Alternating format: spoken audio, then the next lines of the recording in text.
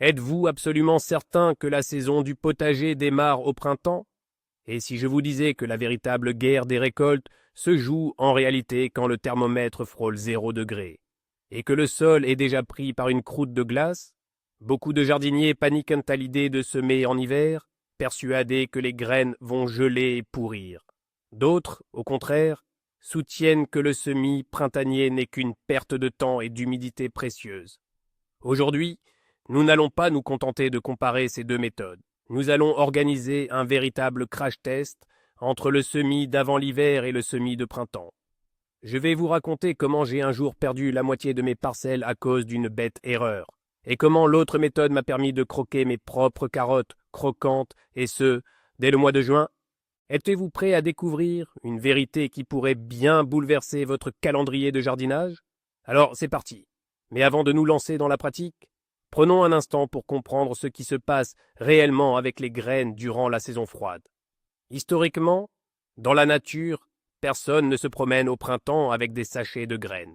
Les plantes libèrent leurs semences à l'automne. Celles-ci hivernent sous la neige, subissent la sélection naturelle et germent dès que les conditions climatiques le permettent. Le semis d'avant l'hiver est, par essence, une tentative de collaborer avec la nature, de s'adapter à ses rythmes naturels tout en maintenant un certain contrôle. Le semis de printemps, lui, relève de l'agronomie classique. C'est le moment où nous créons des conditions idéales, presque de serre, pour tenter de minimiser tous les risques. Mais est-ce que la sécurité était toujours synonyme de la meilleure option? Analysons cela en détail. Commençons par le principal atout du semis d'automne, l'humidité. Au printemps, quand nous sommes encore en train de nous organiser et que nous arrivons enfin au jardin, le sol commence déjà à sécher rapidement. Le vent chasse l'humidité en un rien de temps. Or, les graines semées avant l'hiver se mettent au travail dès la première fonte des neiges. Elles s'imprègnent de cette eau de fonte, structurée et incroyablement bénéfique. Elles n'ont pas besoin de notre arrosage. Pendant que nous préparons notre matériel, elles sont déjà en train de gonfler et se préparent à démarrer leur croissance. Cela donne aux jeunes pousses un élan colossal, un avantage que nous perdons souvent au printemps, simplement parce que nous n'avons pas pu arroser à temps. Le deuxième élément clé, c'est l'endurcissement. Imaginez deux athlètes. L'un s'entraîne dans une salle chauffée et climatisée, tandis que l'autre court des kilomètres dehors, peu importe la météo. Qui sera le plus endurant des deux? Les semences, qui ont subi une stratification hivernale, autrement dit, un traitement par le froid, donnent des pousses nettement plus robustes. Les semences faibles, malades ou sous-développées périssent tout simplement durant l'hiver. C'est la sélection naturelle. Au final, au printemps, vous obtenez un parterre composé des plantes les plus vigoureuses qui tombent moins malades et résistent beaucoup mieux aux variations de température. Ces jeunes pousses délicates, non endurcies, succombent souvent à la première gelée tardive. Parlons maintenant du timing. Le printemps, pour le jardinier, c'est un véritable cauchemar. Il faut bêcher, choler les arbres, tailler les arbustes, planter les pommes de terre, repiquer les plants de tomates. On a la tête qui tourne, les semis d'automne ou d'hiver vous retirent une charge de travail colossale. Vos parcelles de carottes, de betteraves, de légumes verts et d'oignons sont déjà prêtes depuis l'automne. Vous vous libérez ainsi les journées printanières les plus chargées pour vous occuper de tâches plus importantes. Ce n'est pas qu'une question d'agronomie, c'est surtout une question de gestion personnelle et de tranquillité d'esprit. Si le travail se fait en novembre, vous êtes tranquille pour profiter du mois de mai. Mais soyons clairs, tout n'est pas rose.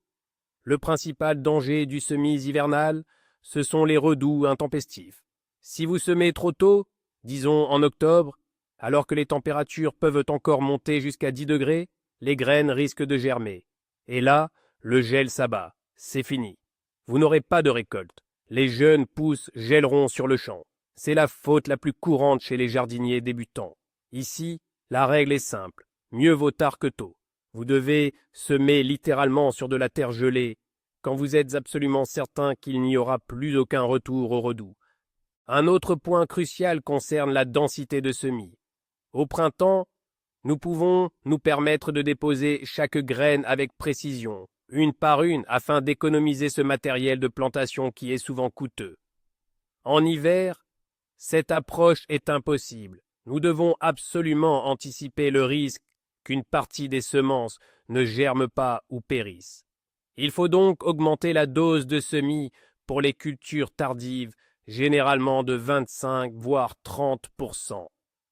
Si vous avez fait l'acquisition d'un hybride onéreux qui ne contient que 5 graines dans le sachet, les semer avant l'hiver serait de la folie pure.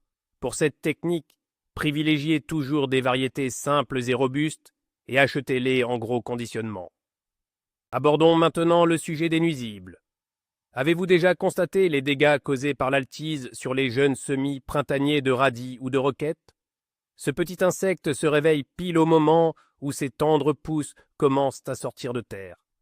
Par contre, les semis réalisés en automne ou durant l'hiver ont déjà eu le temps de s'endurcir et d'épaissir leurs feuilles. Devenues plus coriaces, Alit n'intéresse non plus du tout les ravageurs. C'est l'astuce qui nous permet d'obtenir une récolte impeccable, sans trous et surtout sans avoir recours aux moindres produits chimiques. En réalité, il s'agit simplement de créer un décalage temporel entre la phase de vulnérabilité maximale de la plante et la période de forte activité du parasite. Mais concentrons-nous sur la planche de culture elle-même.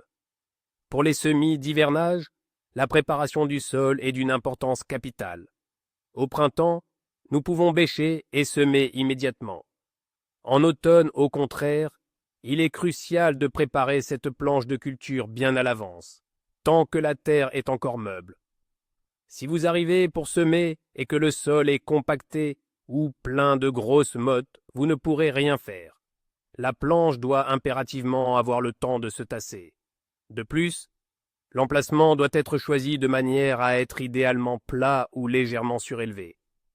Si, au printemps, de l'eau y stagne, les graines vont tout simplement étouffer faute d'oxygène et elles vont pourrir. Les zones en contrebas, où les dépressions sont absolument tabous pour les semis d'hivernage, concentrons-nous sur les cultures.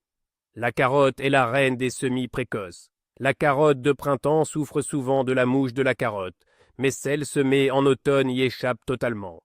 De plus, ces carottes sont généralement plus grosses et beaucoup plus juteuses. Il y a cependant un inconvénient. Elles se conservent moins bien pendant l'hiver. C'est pourquoi nous consommons les carottes d'automne durant l'été ou nous les utilisons pour les conserves. Tandis que, pour le stockage hivernal, nous faisons un second semis au printemps. C'est un système de rotation idéal. Quand on finit la première, la seconde est déjà prête.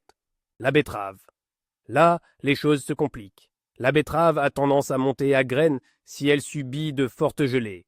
Si vous semez une variété classique avant l'hiver, au printemps, au lieu de former une belle racine, elle risque de développer directement une hampe florale. Et là, adieu le bortsch. Pour un semis pré-hivernal, vous devez impérativement vous procurer des variétés spécifiques. Cherchez l'indication sur le paquet. Résistant à la montaison ou adapté au semis d'automne. Ignorer cette règle, c'est s'assurer d'un échec total. Les légumes-feuilles et les herbes aromatiques, l'aneth, le persil, la coriandre, les épinards et toutes les salades. Pour ces variétés, il n'y a absolument aucun débat. Le semis pré-hivernal vous garantit la production la plus précoce et la plus riche en vitamines. Au moment même où vous commencerez à semer votre première vague de printemps, vous pourrez déjà cueillir pour vos salades celles que vous avez plantées avant l'hiver. Ceci est particulièrement bénéfique pour le persil et le céleri. Au printemps, la levée de ces graines est souvent difficile et lente à cause de leur forte teneur en huiles essentielles. En revanche, durant l'hiver, l'humidité et le froid lessivent naturellement ces huiles. Le résultat, une germination rapide et des pousses qui apparaissent de manière uniforme et vigoureuse. Intéressons-nous maintenant aux semis de printemps. Quel était leur atout majeur? Leur avantage indéniable, c'est la prévisibilité. Au printemps, c'est vous qui maîtrisez le processus, vous observez la météo, vous évaluez l'état du sol, vous pouvez facilement protéger vos planches avec un film ou arroser avec de l'eau tiède. Les semis de printemps garantissent de meilleurs résultats, surtout dans les régions où l'hiver est très instable, passant brusquement de moins 30 degrés sans neige à plus 5 degrés sous la pluie. Dans de telles conditions, Les semis d'automne ou d'hiver sont toujours un pari risqué. Un autre avantage du printemps, c'est la possibilité de travailler la terre. On peut incorporer des engrais azotés juste avant le semis, aérer le sol et le rendre incroyablement léger, presque comme du duvet. En revanche, si l'on sème à l'automne, souvent dans une terre gelée ou très froide, on se contente de recouvrir les graines avec de la terre sèche préparée au préalable. Dans ces conditions, il n'est absolument pas question d'ameublir le sol. De plus, si votre terrain possède une terre lourde ou argileuse, celle-ci aura tendance à se compacter énormément durant l'hiver. Les jeunes pousses délicates auront alors beaucoup de mal à se frayer un chemin jusqu'à la lumière. C'est une situation bien plus facile à corriger au retour du printemps. La profondeur de semis est également un facteur clé. Est-ce qu'on sème moins profond en hiver qu'au printemps? Eh bien non, c'est le contraire. En réalité, en hiver, il faut semer légèrement plus profond, d'un demi-centimètre à 1 centimètre de plus que la normale. C'est essentiel pour éviter que les graines ne soient lessivées par l'eau de la fonte des neiges, ou qu'elles ne soient déterrées et mangées par les oiseaux. Par contre, au printemps, un semis trop profond risque de ralentir la levée. Il est crucial de bien comprendre cette nuance et de ne surtout pas appliquer les techniques de printemps aux travaux d'automne. C'est d'ailleurs souvent la raison principale pour laquelle vos planches de culture restent désespérément vides au printemps. Le paillage. Pour les semis effectués avant l'hiver, le paillage est absolument indispensable. La tourbe, l'humus ou le compost agissent comme une véritable couverture isolante. Ils protègent les racines et les graines du gel profond, surtout en cas de froid sec sans couverture de neige. Au printemps, pailler immédiatement après le semis n'est pas toujours la meilleure solution. Un paillis de couleur claire pourrait en effet réfléchir les rayons du soleil, empêchant la terre de se réchauffer correctement.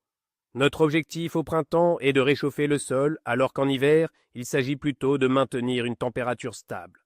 Avoir conscience de cette dynamique thermique est essentiel pour sauver votre récolte. Vous savez, le plant d'oignon, c'est toute une histoire.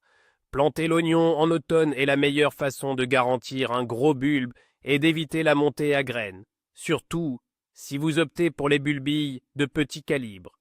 Contrairement à un stockage à l'intérieur, ces petits plants ne se dessèchent pas pendant l'hiver. Ils se conservent parfaitement en terre. Au printemps, ils démarrent avec une puissance incroyable. La plantation printanière de l'oignon est souvent risquée. Le bulbe n'a généralement pas le temps de se développer avant l'arrivée des fortes chaleurs et entre en dormance alors qu'il est encore de petite taille. L'avantage va clairement à la culture hivernale. Les fleurs, n'oublions surtout pas l'esthétisme. Les astères, les soucis, les cosmos, les pavots de Californie ou les lavataires. Ces variétés se prêtent merveilleusement bien aux semis d'automne. Mieux encore, lorsque vous semez les astères directement avant l'hiver, ils sont beaucoup moins sensibles à la fusariose. C'est cette maladie cryptogamique qui ravage si souvent les jeunes plants sur vos rebords de fenêtres. Vous obtenez ainsi des plants de fleurs robustes et naturellement endurcis, directement en pleine terre, sans avoir à vous encombrer de pots et de lampes de croissance. C'est une économie d'espace considérable sur les rebords de fenêtres dès l'arrivée du printemps. Quelles sont les graines à ne surtout pas semer avant l'hiver? Ce sont les cultures frileuses, les tomates, les poivrons, les aubergines, les concombres, les courgettes et les potirons. Évidemment, il arrive de voir un plant de tomates ou de courges de l'année passée germer spontanément sur le tas de compost au printemps. Mais ce sont des cas très rares. Sous nos latitudes, dans 99% des cas, ces graines vont tout simplement pourrir à cause du froid et surtout de l'excès d'humidité. N'essayez pas non plus d'expérimenter avec les haricots et les pois, à moins d'utiliser des variétés spécifiquement sélectionnées pour l'hiver. Ces deux cultures ont besoin d'une terre chaude pour se développer correctement. Le volet économique. Au printemps, les prix des semences et des engrais ont tendance à flamber. À l'automne, les jardineries font des promotions. Il peut être tout simplement plus avantageux d'acheter et de semer à l'automne. Mais attention, cela implique une consommation de semences plus élevée. Le prix unitaire du sachet est inférieur, c'est vrai, mais vous aurez besoin de davantage de sachets. Au bout du compte, le coût final reste similaire. Par contre, on y gagne en qualité de production et on gagne du temps. L'aspect psychologique. Pour beaucoup de jardiniers, la clôture de la saison est un véritable rituel. Le semis d'automne permet de prolonger ce plaisir du contact avec la terre, même quand les gros travaux sont terminés. Mais si la saison a été fatigante et que vous voulez simplement oublier le jardin jusqu'en avril, ne vous forcez pas.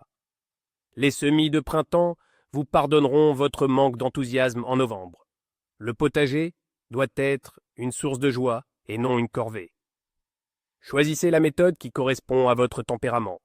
Alors, quel est le verdict?